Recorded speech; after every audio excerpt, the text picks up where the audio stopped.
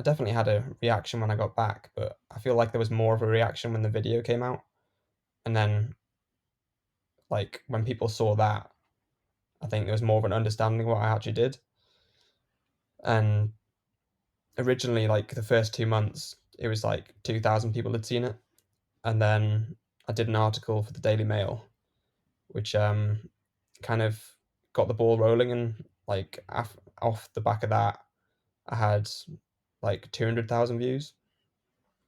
Um, so that a lot more people from who knew me would like contact me and like tell me they'd seen the video, and also a lot of people that I didn't know. But then you also get the Daily Mail readers who like you'd read the comments of this article that I did, and it says COVID super spreader and COVID patient zero, and all these sort of like typical Daily Mail reader comments, which is kind of funny to read.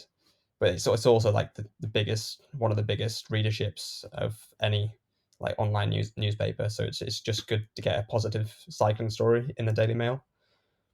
Um, and then kind of off the back of that, having 200,000 views, the YouTube algorithm kind of got the video, and then it's like it's gone from there. I think it's on like 3.3 million now, which is crazy to think.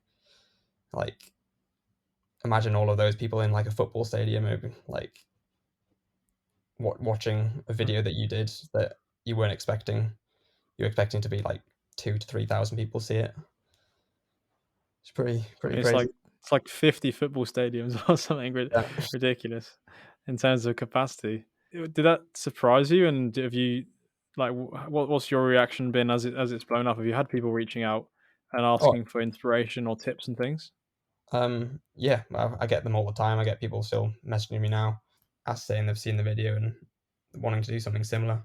Basically, everything that's happening now is still probably come off the back of that one video. So I'm very lucky that that's done as well as it has. You could argue it's luck, but it's also a huge trip. And I suppose doing Mm, all of those trips and building that is something that you've put a lot of hard work into.